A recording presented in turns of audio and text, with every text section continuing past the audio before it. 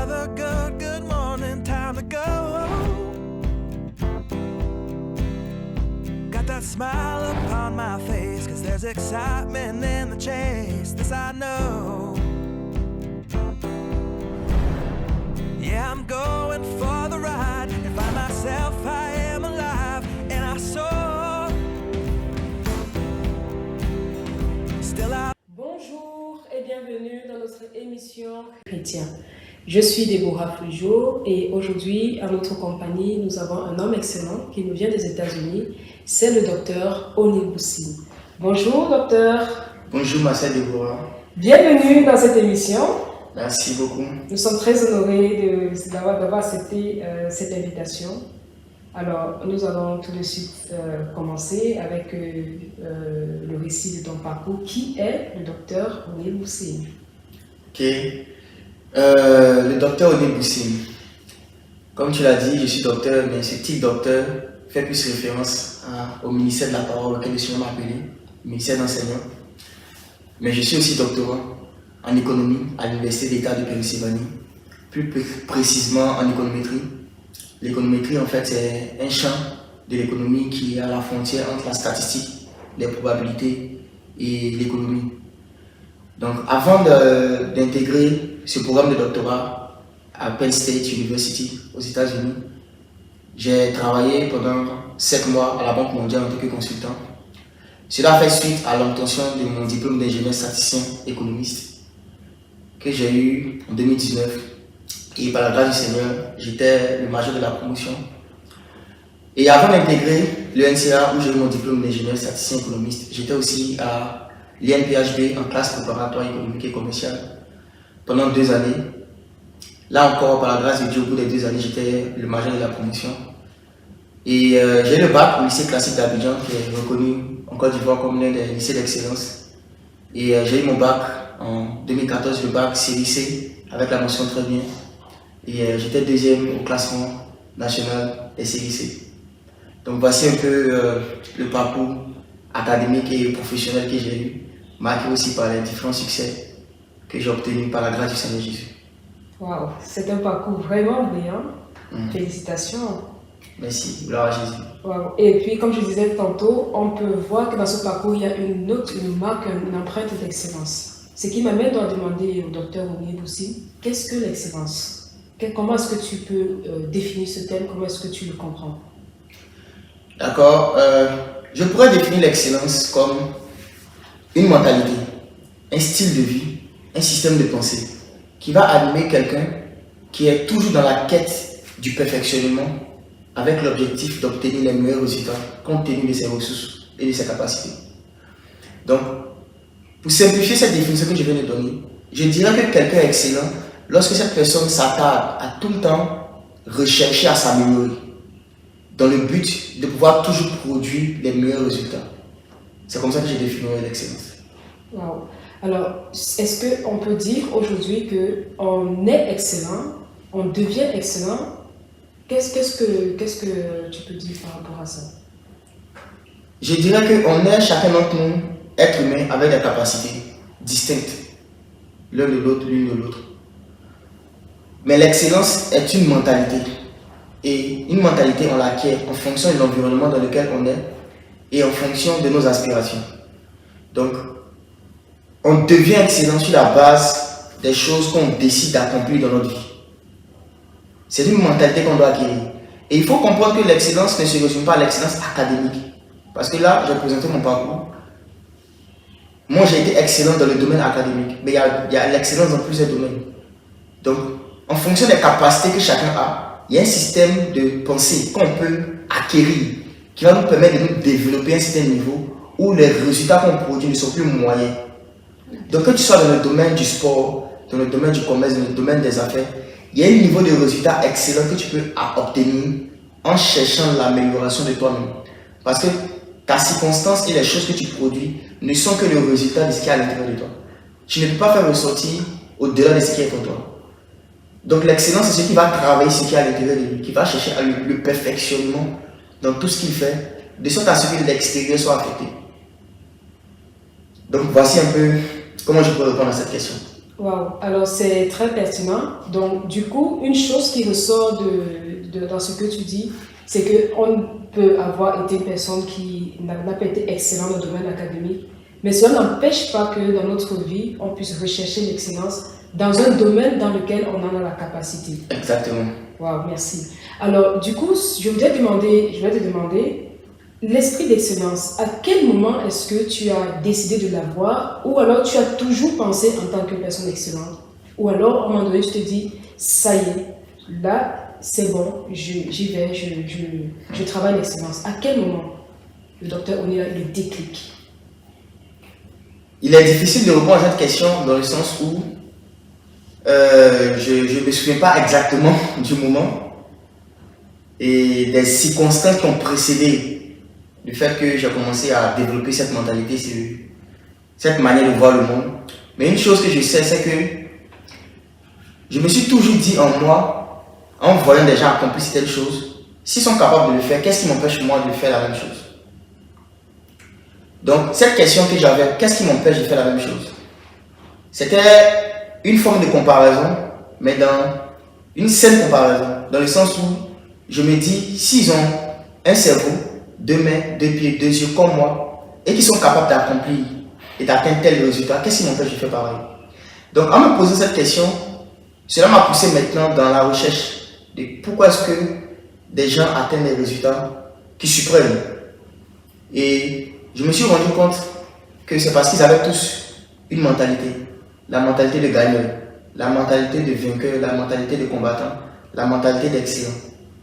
Et en évaluant cela, en voyant cela dans la vie de plusieurs personnes qui ont atteint des résultats qui, moi, me parlaient et qui m'inspiraient, j'ai commencé aussi à désirer avoir cette manière de faire, désirer avoir cette mentalité. Donc, c'était un concours de circonstances, d'histoires, d'événements qui me sont arrivés dans mon enfance, dans mon passé, et tout le long de ma vie, qui ont généré, qui ont engendré en fait cette manière de voir. Et la raison pour laquelle je ne peux pas dire forcément que c'est à un moment que ça s'est développé, c'est parce qu'en fait, on peut perdre l'esprit d'excellence à un moment donné. On peut le perdre. Quand j'étais petit, j'avais quand même une sémence de cet esprit-là. Dans le sens où je développais quand même quelques éléments de l'esprit d'excellence. Mais à un moment, au niveau de mon adolescence, parce qu'au moment où je ne connaissais pas le Seigneur Jésus-Christ à ce moment-là, où j'ai commencé à m'intéresser à des choses qui m'ont éloigné, qui commençaient à m'éloigner en fait de la bonne éducation que mes parents m'avaient donnée. J'ai commencé à perdre cet esprit d'excellence. Et cet esprit d'excellence est ressuscité et bonifié après ma rencontre avec le Seigneur Jésus, dont je vais parler tout à l'heure. Mais ce n'est pas quelque chose de statique. De la même manière que tu l'acquiers, tu dois l'entretenir et la développer. Donc je vais expliquer après comment on développe, comment on maintient cette mentalité de toujours vouloir se perfectionner pour avoir les meilleurs résultats.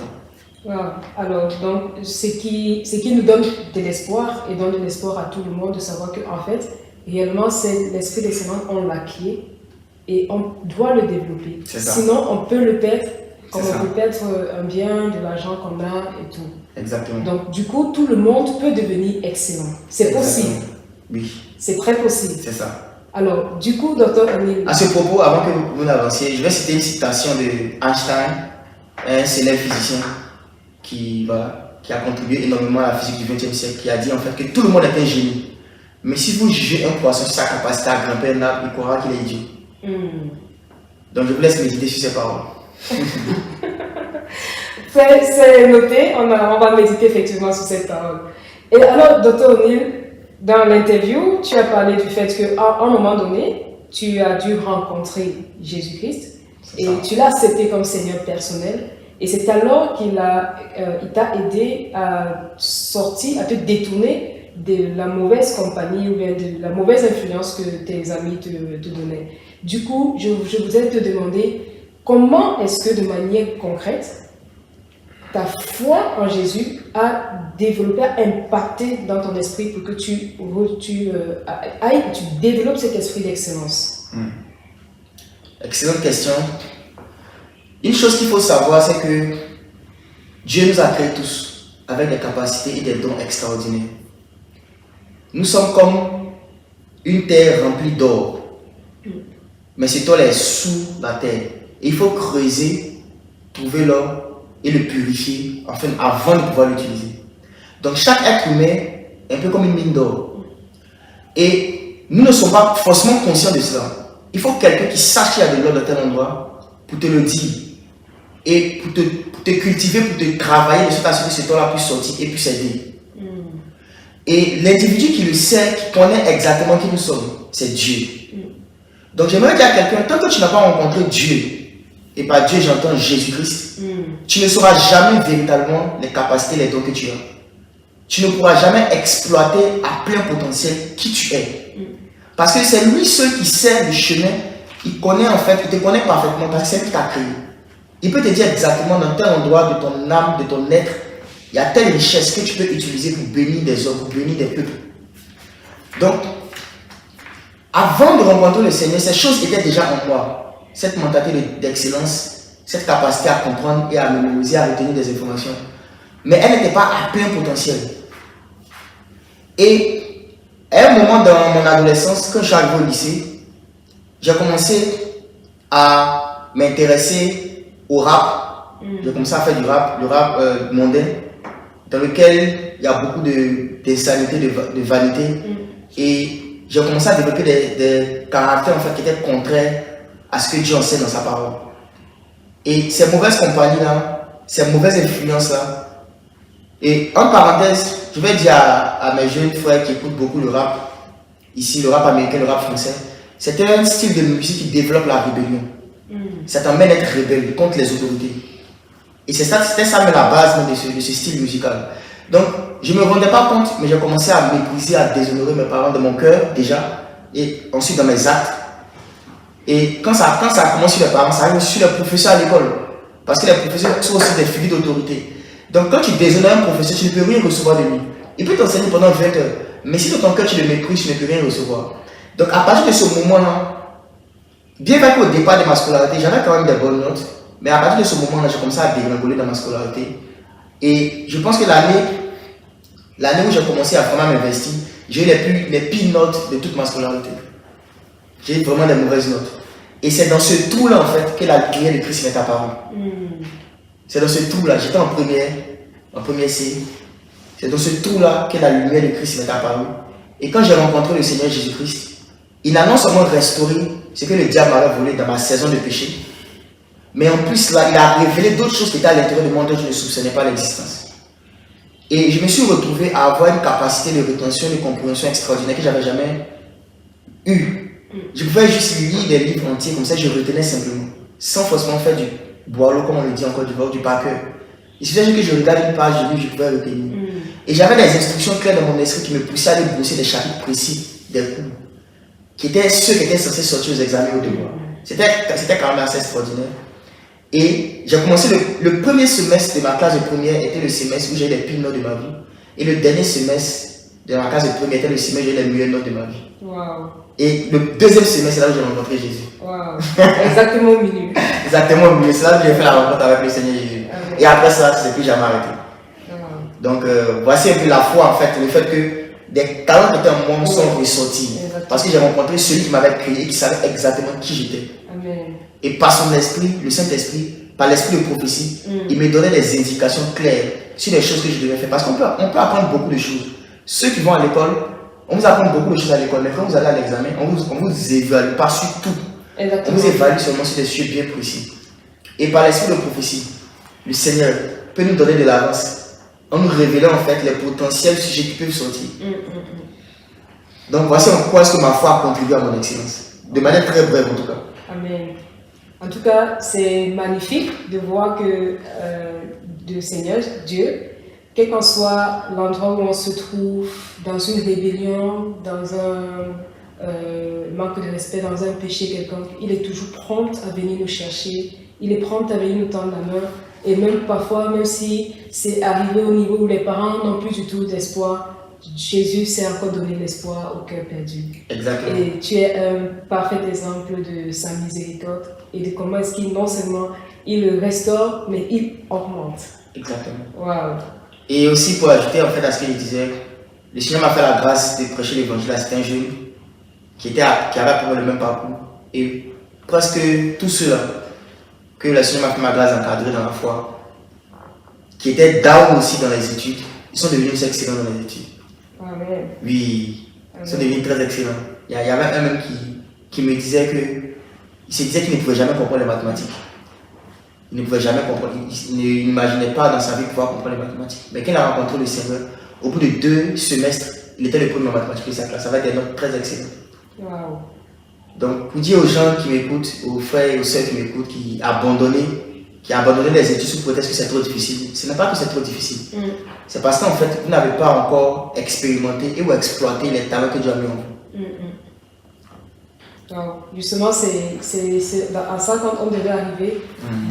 Comment est-ce que tu conseilles la jeunesse? Donc, tu as déjà commencé, mais je voudrais que tu donnes davantage des conseils à la jeunesse, à ceux qui aujourd'hui se disent non, j'ai toujours été critiqué, traité d'idiot, de vaurien par mes parents, par mon entourage et tout. À l'école, les professeurs m'ont toujours dit que j'étais bête et tout. Et aujourd'hui, j'ai rencontré le Seigneur et je veux passer au-dessus de toutes ces paroles.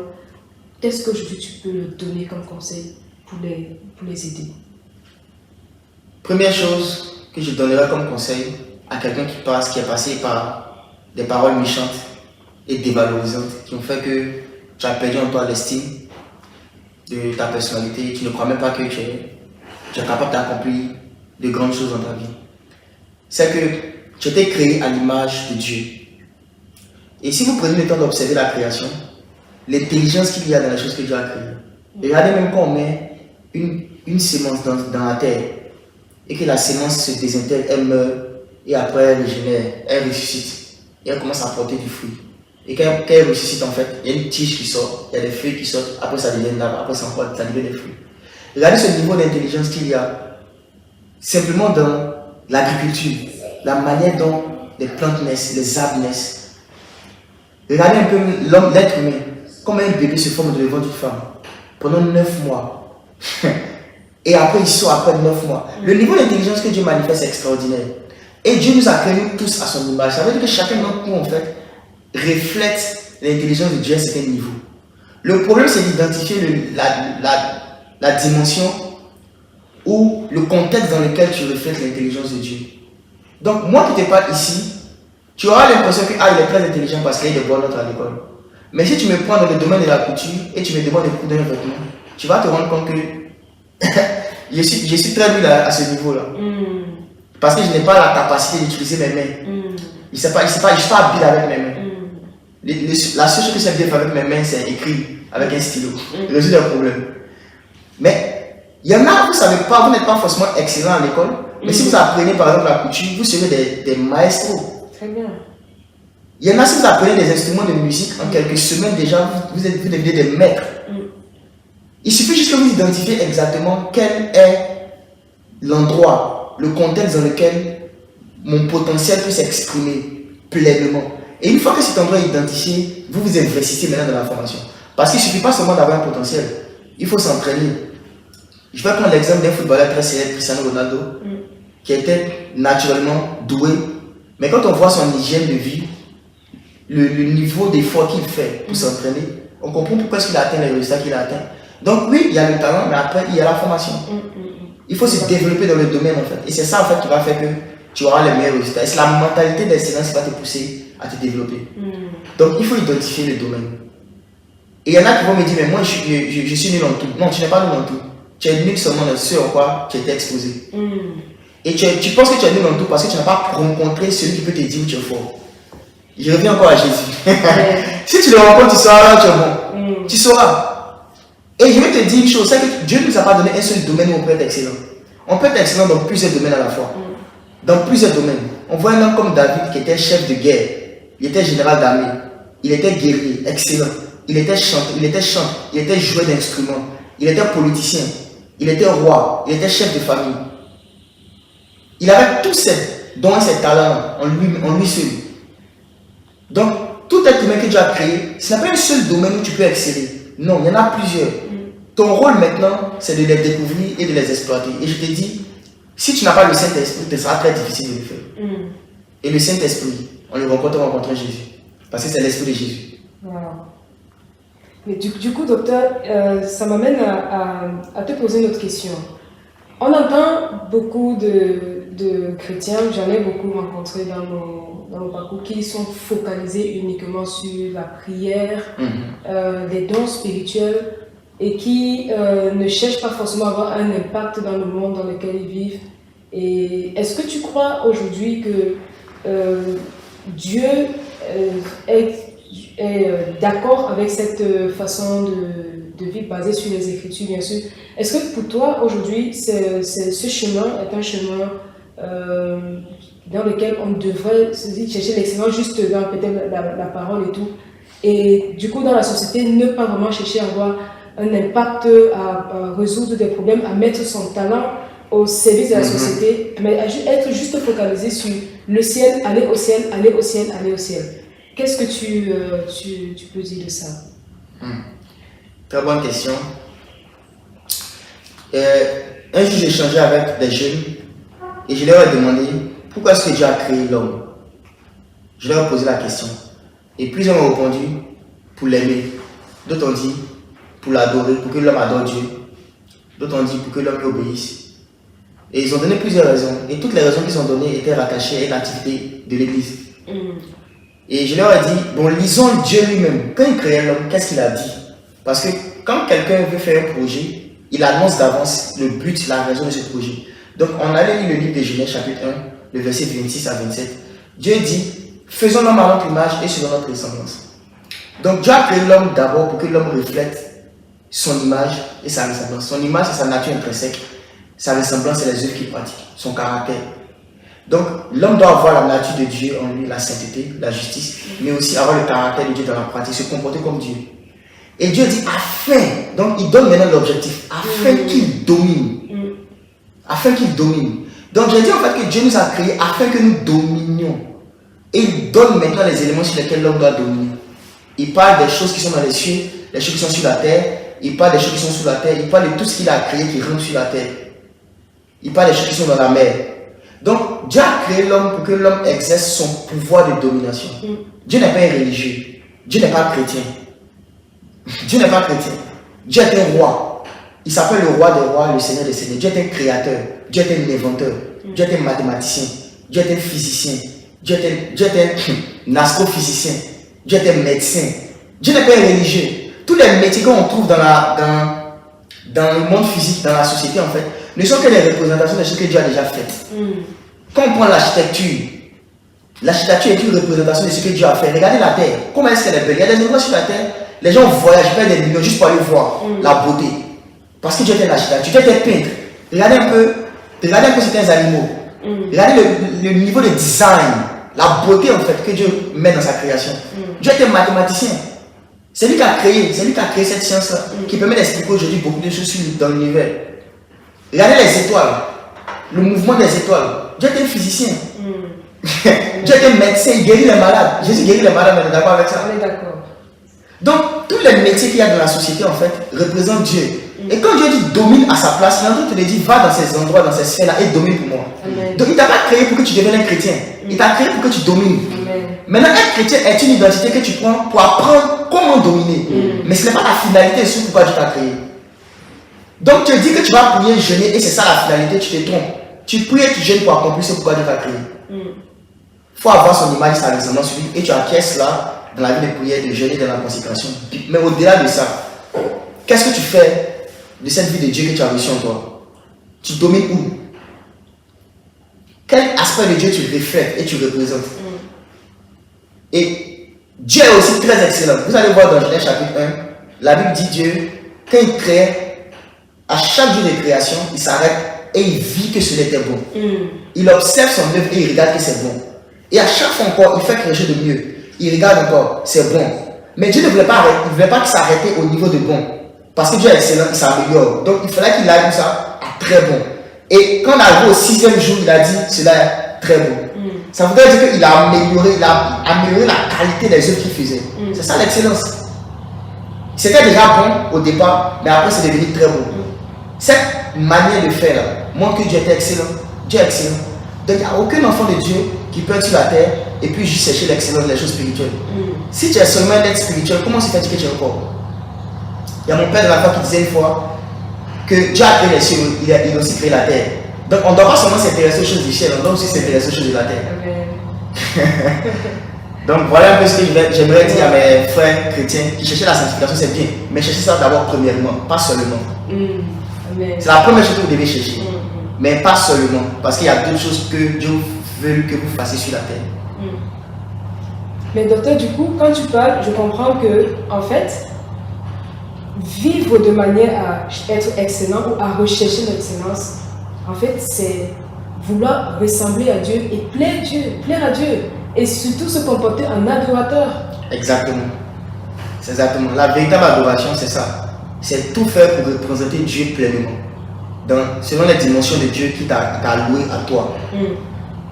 Si il t'a donné la capacité d'être habile avec tes mains, de pouvoir sculpter.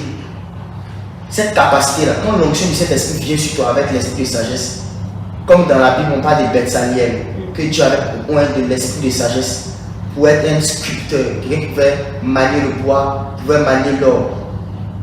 Même dans la cuisine, Dieu peut donner une sagesse pour que tu puisses faire des plats qui vont refléter l'excellence de Dieu. Dieu aime que les gens soient waouh devant les choses qu'il fait. C'est pas tout ce que Dieu fait qui va forcément apporter une solution à un problème. Il y a des choses que Dieu fait pour étonner. Il fait pour étonner. Il fait juste pour que tu sois waouh, c'est tellement beau. C'est tellement beau. Il veut juste que tu sois comme ça. On peut voir même dans la nature, il y a plein de choses que Dieu a fait simplement, mais les a fait avec une beauté particulière. Juste pour qu'on voit qu'en lui, il y a ce désir en fait, d'avoir de belles choses. Donc dans tous les corps de métier dans lesquels on peut se trouver, même avocat, la Bible dit que Jésus-Christ est notre avocat auprès du Père. Même juge, la Bible dit qu'il est le juste juge. Politicien, il est le roi des rois. Cuisinier, il a dit qu'il est le pain de vie. Et le pain, c'est un aliment qu'on cuisine. Donc, je vous dis, tous les domaines de la vie, vous retrouvez cela en Dieu. Parce que tout ce qui a été fait par la parole de Dieu. La Bible dit que rien de ce qui a été fait n'était fait sans elle. Et la parole de Dieu, c'est Dieu. Et donc, aujourd'hui, l'esprit d'excellence continue de t'animer. Et la foi que tu as en Dieu continue de nourrir cela. Exactement. Alors, nous sommes arrivés au thème de notre émission. Est-ce que tu pourras, juste en regardant la caméra, donner ton mot de fin? Si tu veux, tu peux revenir sur 2-3 choses essentielles que tu voudrais que les chrétiens aujourd'hui comprennent. Ok. Donc, le mot de fin que j'aimerais donner, c'est que nous sommes dans la fin des temps. La Bible dit dans le livre de Joël, chapitre 2, le verset 28, dans les derniers temps, je répandrai mon esprit sur toute chair. Je répandrai mon esprit. Et l'esprit de Dieu n'est pas seulement un esprit qui vient sur toi pour te faire prophétiser par la langue. C'est un esprit qui vient sur toi pour te donner des idées, pour créer. Parce que Dieu est un créateur, Dieu est un inventeur. C'est un esprit qui vient sur toi pour te donner la mentalité de l'excellence. Donc quand on recherche le Saint-Esprit, il faut s'attendre aussi à recevoir cette dimension de Dieu là, qui est la dimension de l'excellence. Et Dieu veut que son peuple, que nous sommes, nous ne puissions pas faire l'apologie de la médiocrité et de la moyenne. Mais que nous, en toutes choses, nous aspirons à obtenir les meilleurs résultats. Et il y a une chose que je n'ai pas dit sur l'excellence, que je vais dire maintenant, c'est que dans l'excellence, il ne faut pas forcément chercher à se comparer aux autres. Et à dire que telle personne a obtenu tel résultat, et moi j'ai fait la même chose, mais j'ai obtenu un résultat moins. Non, ce n'est pas forcément en se comparant que tu es excellent. C'est compte tenu des choses que tu as en toi, de tes capacités. Est-ce que tu as donné le meilleur? C'est sur la base de ça que tu seras jugé excellent. Est-ce que tu as donné le meilleur de ce que tu pouvais donner? Si tu as la capacité de faire maximum 5, Dieu ne va pas te demander pourquoi tu n'as pas fait 10. Et il y a une parabole dans la Bible qu'on appelle la parabole des talents. Dieu va donner des talents à des individus, chacun selon sa capacité. Et il a récompensé ceux qui avaient multiplié selon leurs capacités. Donc Dieu ne va pas te dire, parce que tu n'as pas eu les mêmes résultats que telle autre personne, tu n'es pas digne d'être appelé mon enfant, ou bien tu n'as pas adopté ma mentalité de l'excellence. Non, c'est regarde les choses qui sont en toi. Demande aussi l'esprit de te révéler les choses qui sont en toi. Comment tu les développes à plein potentiel? C'est ce que tu dois regarder. Le résultat va suivre après. Et le résultat, il faut que tu l'examines sur la base de comment est-ce que tu t'es investi. Pas sur la base de telle personne est mieux que moi. C'est ça l'excellence. Donc tu peux être excellent en te focalisant sur toi, non pas en te comparant aux autres en fait. C'est un élément sur lequel j'aimerais beaucoup insister pour les étudiants, ceux qui vont à l'école, les élèves et les étudiants. C'est pas parce que tu n'es pas le premier de la classe que tu n'es pas excellent. C'est est-ce que tu as pris vraiment le temps d'étudier, de donner le meilleur de toi. Si le meilleur de toi a donné 13 et moins, 12 et moins, je te dis, tu as la mentalité de l'excellence. Amen. Tu as la mentalité de l'excellence. Et cette mentalité-là, il faut l'appliquer ça dans d'autres domaines. Tu vas voir que dans d'autres domaines, là, tu seras premier. Wow. Amen. Donc, voici, sur ces mots-là, j'aimerais vous encourager. Et ceux-là qui m'écoutent aussi, qui ne sont pas nés de nouveau, je vous dis la vérité. C'est seulement en Christ que vous allez savoir qui vous êtes. C'est seulement en Jésus que vous saurez qui vous êtes et les dons que vous avez en vous. Et tant que vous n'avez pas rencontré celui qui vous a fait, vous saurez quelques indices. Mais la plénitude du développement du potentiel qui est en vous, là, c'est seulement Dieu qui peut vous le redonner. Donc, je ne vais pas vous dire venez à Jésus parce que vous voulez avoir une grande carrière. Je vous dis venez à Jésus parce que vous voulez avoir la vie. Et dans la vie abondante qu'il va vous donner, là, il y a un aspect de ça qui va vous permettre de connaître votre destinée. Donc que Dieu vous bénisse. Amen. Wow. Très riche interview du docteur Oné Moussim. Et j'espère que ce brillant parcours va vraiment inspirer, aider les gens. Et je crois que le Seigneur va vraiment faire grâce. Parce qu'il y a beaucoup de personnes qui n'entendaient que ça. De voir un jeune qui a la mentalité d'excellence et qui au quotidien veut refléter son Créateur. Merci beaucoup d'avoir accepté notre interview. Et merci à vous aussi. On espère